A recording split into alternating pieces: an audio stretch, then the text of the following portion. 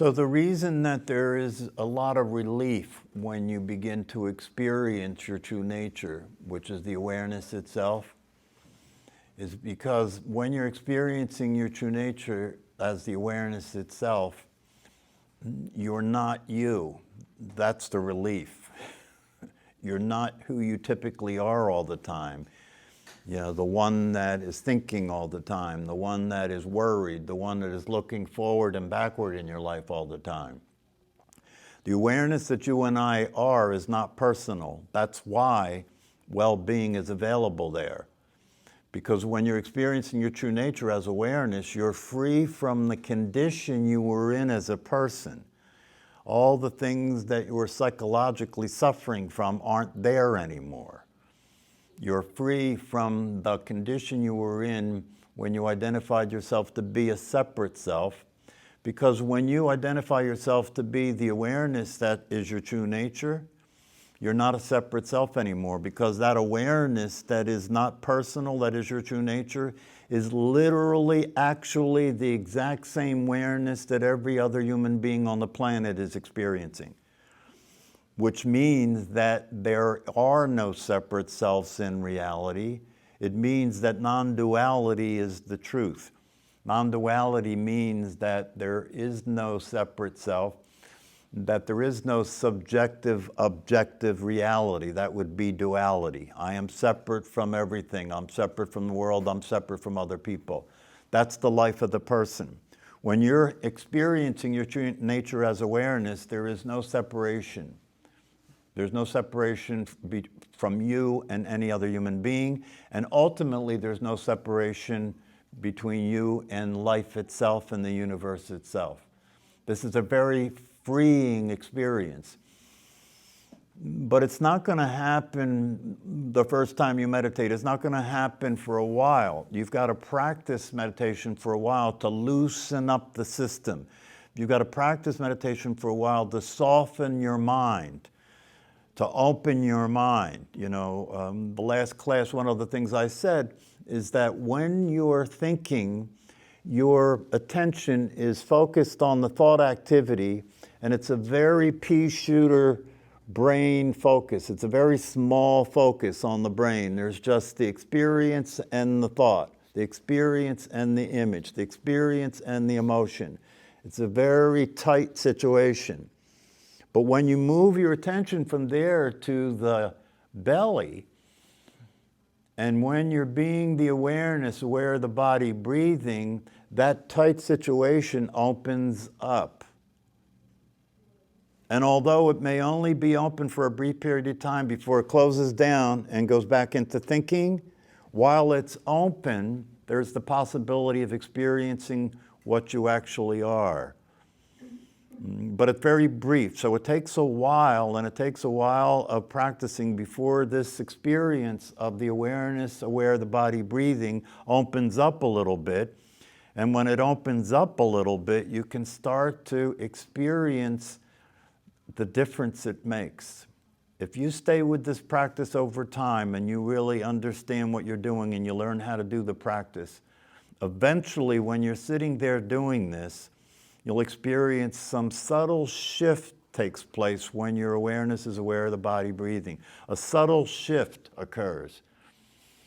And it feels spacious. It feels like some space is opening up. It feels good. It feels relaxing. It feels content. This is touching, this is happening when you're touching the experience of the truth of what you are. And so it takes a while to get that taste. But when you get that taste, if you can stay in this practice long enough and do it every single day the way it's meant to be done until you get that taste, once you get that taste, things start to get a lot easier, because now you have a direct experiential understanding of what this is. And you've tasted what it's like to be what you actually are. And if you keep practicing, what will happen is you'll find yourself in the middle of your everyday life, and that will happen again. Especially if you're doing the informal practice, in which you're resting as awareness for brief moments as often as you can remember to do it every day. You'll be going in your life doing your ordinary daily things, and all of a sudden you realize, wow, I feel happy. It'll almost be a strange experience because you didn't do anything to get it. You didn't buy anything, nothing happened for you to get it. You just feel happy. And the happiness you're feeling is an experience you're having of being the existence that you are. The source of happiness is your existence. The source of happiness is your existence. Your existence is the experience of being the awareness. The awareness is what exists. It's real.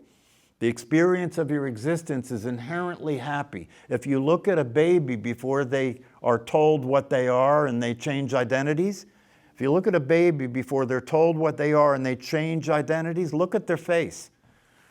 They're in a direct experience of being an existence. They're experiencing existence directly.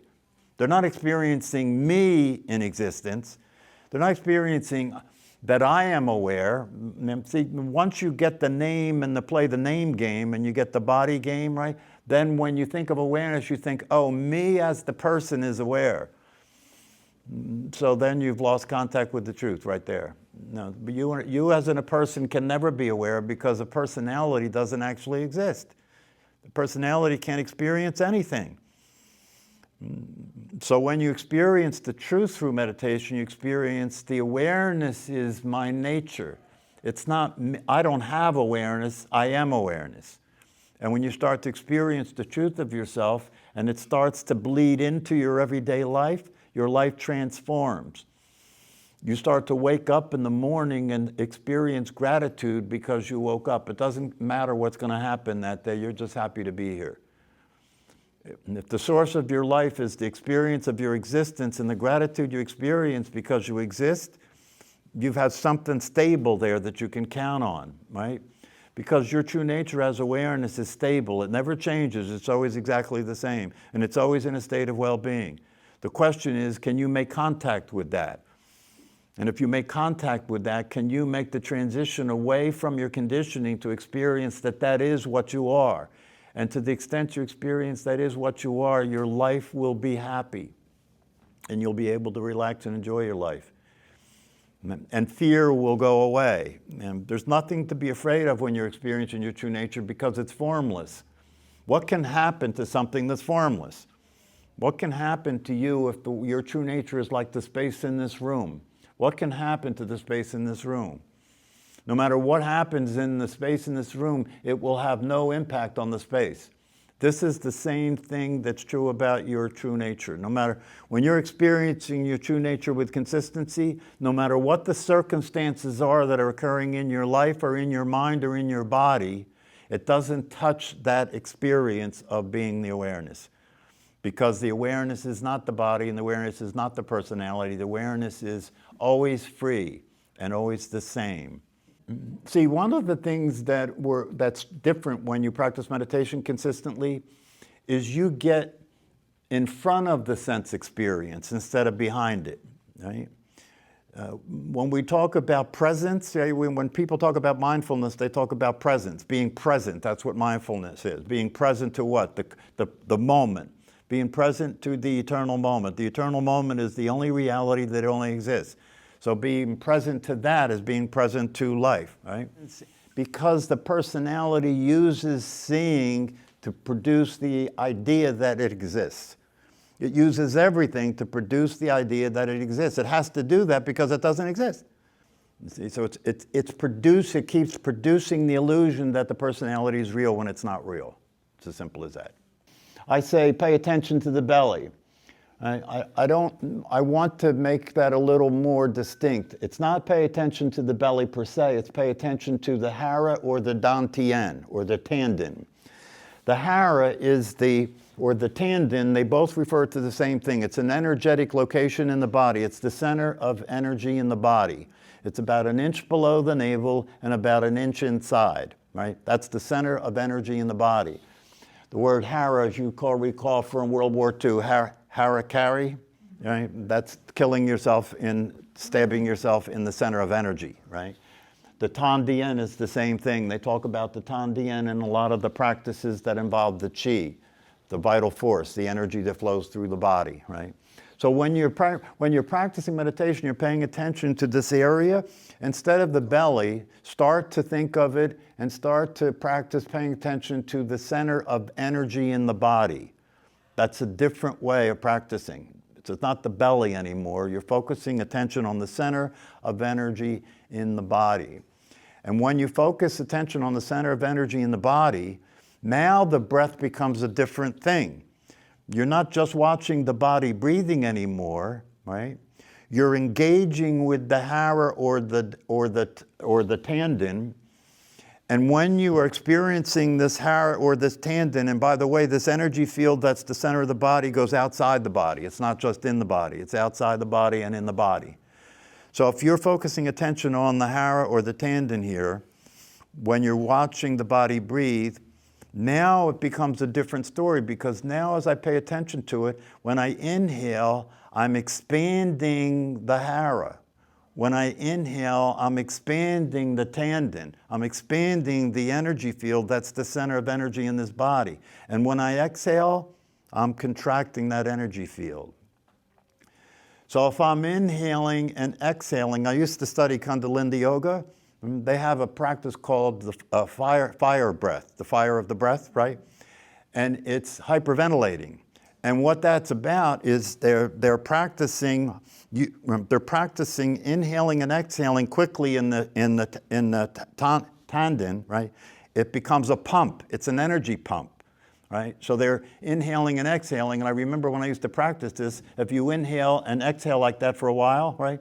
The energy in your body starts to stream very strongly. It feels like electricity, right?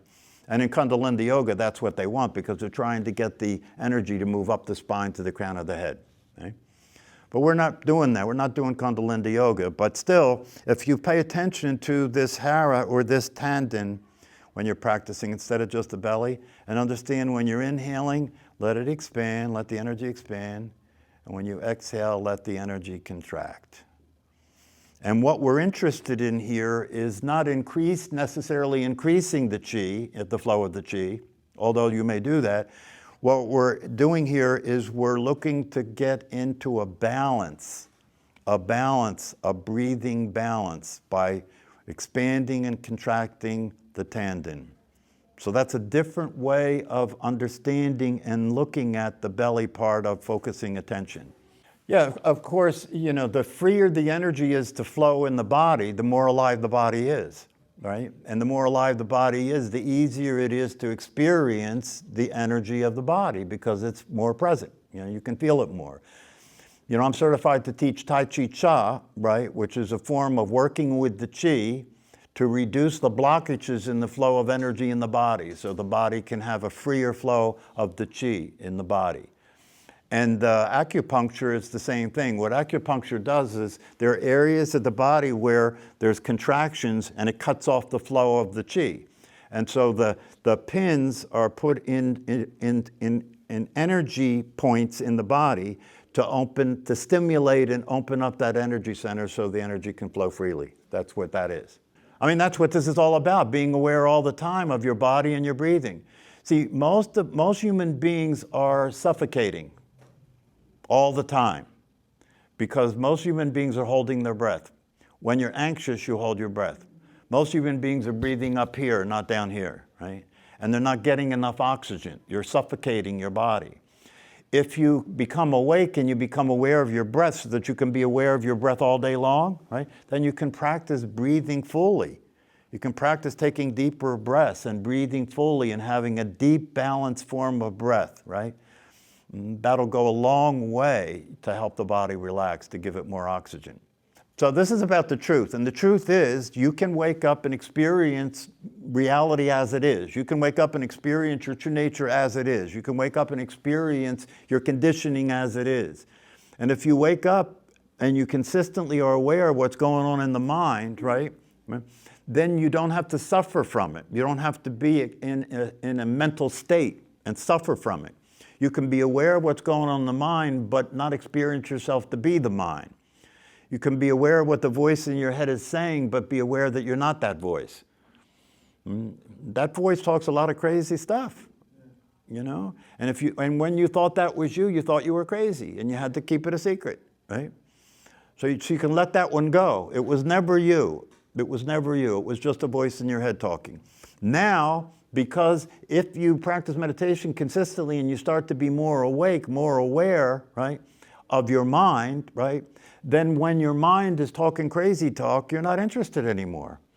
Because it's not you, so you don't have to worry about being crazy anymore, right? And it's not sane, so you don't have to worry about being insane. So if that continues to go on, you'll lose interest in the mental activity that's not relevant and realistic. And as you lose interest in that, the mind will calm down, because attention is what feeds the mind, the activity of the mind. Your attention is what feeds the activity of the mind. The more you pay attention to neurotic thought, the more neurotic thought you will have. The less you pay attention to neurotic thought, the less neurotic thought you will have. And you won't pay as much attention to neurotic thought if you're practicing meditation, because you'll have a view of your mind from outside it, looking at it and seeing it from the same place. And seeing that when it's crazy, you don't have to go with it. You can now deal with it as what you actually are.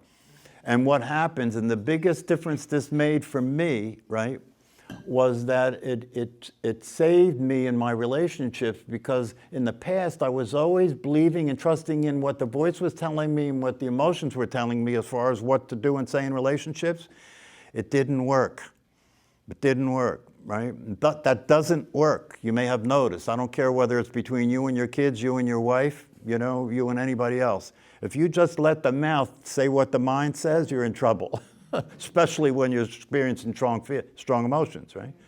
Yeah, so this is a transformation. This is a whole different possibility for living your life. It's not free lunch, right?